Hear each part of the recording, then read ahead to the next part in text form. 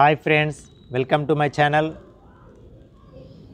IC38 examination for life insurance agents వీరికి సంబంధించి question 1 to question number 25 వరకు మొదటి వీడియోలో చేయడం జరిగింది. ఆ వీడియోకి సంబంధించినటువంటి లింక్ని డిస్క్రిప్షన్లో ప్రొవైడ్ చేస్తున్నాను, వీలైతే చూడండి. ఈరోజు క్వశ్చన్ నెంబర్ 26 నుండి క్వశ్చన్ నెంబర్ 15 వరకు ఎక్స్ప్లెయిన్ చేయబోతున్నాను.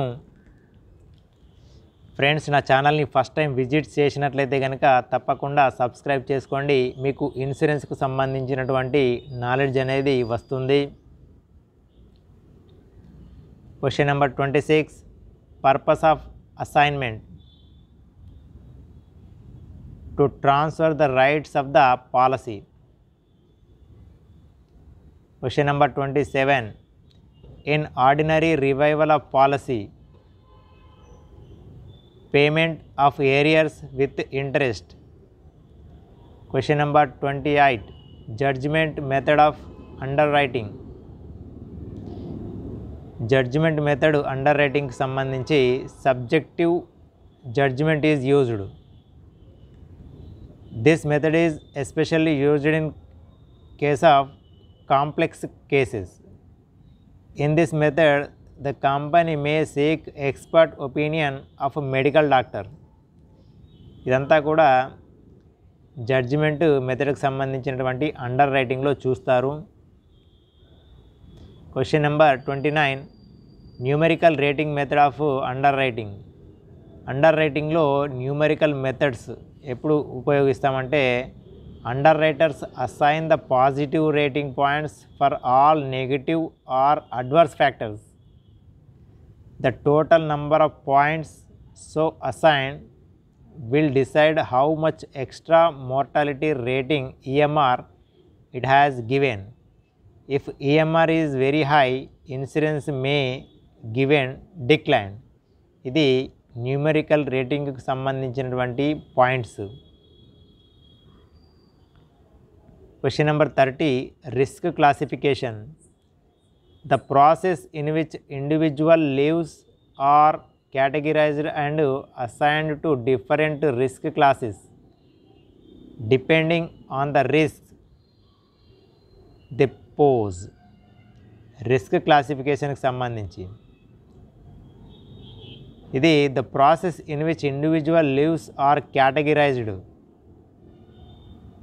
and assigned to different risk classes. Individual వ్యక్తులు వాళ్ళు జీవన విధానాన్ని బట్టి రిస్క్ క్లాసిఫికేషన్ అనేది ఉంటుంది. ఇది దీనికి సంబంధించి. Question number 31, equity means that. Equity అంటే the applicants who are exposed to similar degrees of risk must be placed in the same premium class. ఎవరైతే ఒకే రిస్క్కు సంబంధించినటువంటి వాళ్ళు ఉంటారో వాళ్ళు సేమ్ ప్రీమియం అనేది చెల్లించడం జరుగుతుంది. దీన్ని ఈక్విటీ అంటాం. Question number 32, sub standard leaves under risk classification. Sub standard leaves consist of those individuals whose anticipated mortality is higher than the average leaves or standard leaves but are still considered to be insurable. అంటే వీరు risk ఎక్కువ ఉన్నటువంటి individuals వీరు అయినప్పటికీ కూడా వీళ్ళు insurance చేయడానికి ఎలిజిబుల్గా ఉంటారు. Question number 33, declined lives under risk classification.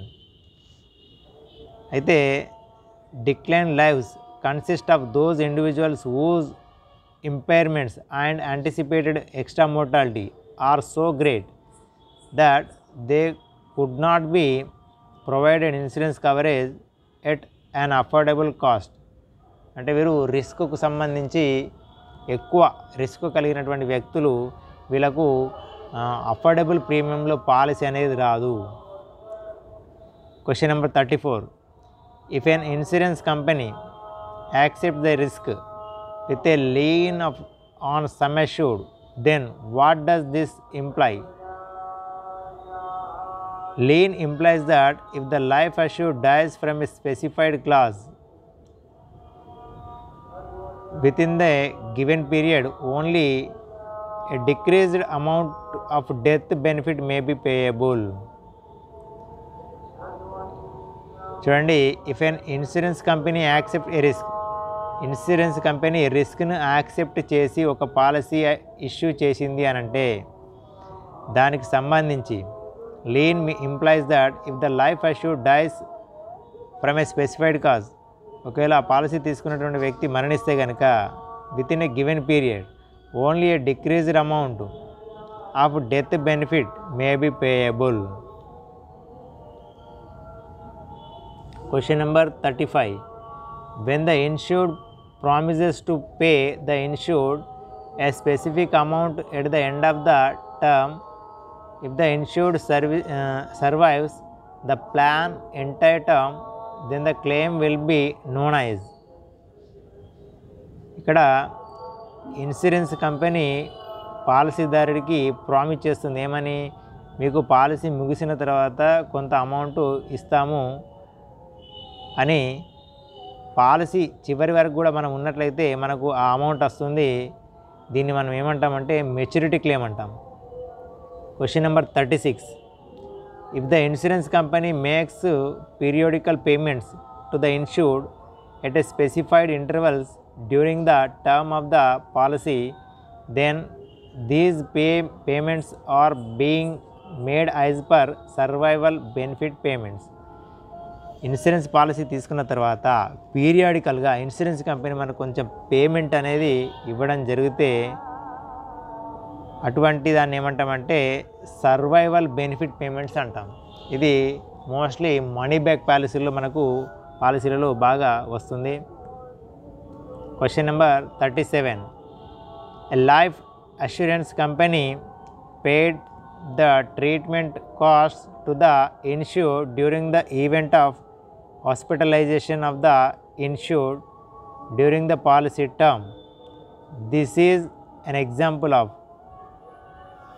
అయితే లైఫ్ అష్యూరెన్స్ కంపెనీ అనేది మన పాలసీలో ట్రీట్మెంట్కి సంబంధించి హాస్పిటలైజేషన్ ఖర్చులను భరించింది అని అంటే దీన్ని మనం ఏమంటామంటే ఇది ఒక రైడర్కి సంబంధించినటువంటి బెనిఫిట్. ఫర్ ఎగ్జాంపుల్, మీరు క్రిటికల్ ఇల్నెస్ రైడర్ కనుక తీసుకున్నట్లయితే అనుకోకుండా క్రిటికల్ ఇల్నెస్ వస్తే కనుక మీకు ఆ రైడర్కి సంబంధించిన బెనిఫిట్ మాత్రమే వస్తుంది. తర్వాత ఎప్పుడైతే క్రిటికల్ ఇల్నెస్ బెనిఫిట్ రైడర్ అనేది మీరు తీసుకుంటారో ఆ తర్వాత నుండి మీకు ఆ రైడర్ అనేది పనిచేయదు. Question number 38.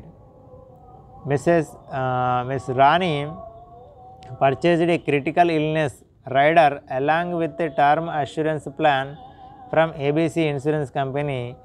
How will the company ascertain the claim for the critical illness rider? Claim will be ascertained based on medical and other records provided by the policyholder in support of her claim. Critical ఇల్నెస్కి సంబంధించినటువంటి claim అనేది మీరు ఏ విధంగా చేయగలుగుతారు అని అంటే ఆ critical ఇల్నెస్కి సంబంధించి మెడికల్ రికార్డ్స్, తర్వాత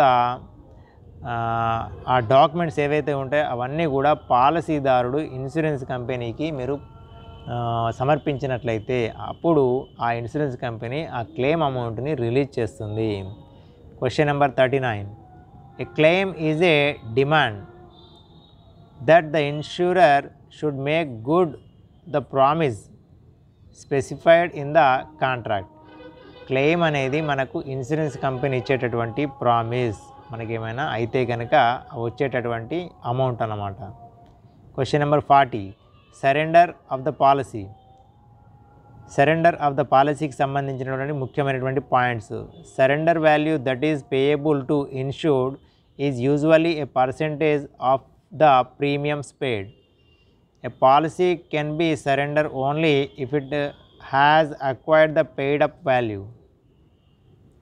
Surrender value is payable on voluntary termination of the policy contract by the insured. 41 question. Critical illness రైడర్కి సంబంధించినటువంటి ముఖ్యమైనటువంటి points. A specific amount is paid as per the policy terms in the event of diagnosis of a critical illness. The critical illness should have been covered in the list of critical illness specified by the insurance company. Critical illness rider is an example of the claims that may occur during the policy term. The life assurance policy contracts not terminates after the rider payments are made. Question number 42. Mr. Varun bought a 20 years unit linked insurance policy ULIP. In the event Mr. Varun dies within the policy term, then అప్పుడు ఏం జరుగుతుందంటే unit linked పాలసీలు తీసుకున్నట్లయితే పాలసీదారుడు కాల వ్యవధి మధ్యలో చనిపోయినట్లయితే అప్పుడు మనకి ఏం లభిస్తుందంటే హయ్యర్ ఆఫ్ సమ్ అష్యూర్డ్ లేదా ఫండ్ వాల్యూ, ఇలా ఏది ఎక్కువ ఉంటే అది మనకు చెల్లించడం జరుగుతుంది. Question number 43. Death claim can be payable only to the assignee or nominee. Question number 44. Death certificate is needs to be submitted by the nominee in the event of natural death of the life assured. Question number 45. Mr. Rahul had purchased an insurance cover from ABC company for period of 20 years. On completion of 20 years, the company pays fund value to Mr. Rahul as maturity claim. Which type of the policy? ఇది ULIP policy, unit linked policy. Question number 46. Why do insurers need material information? Decide on the risk acceptance and the terms and conditions associated.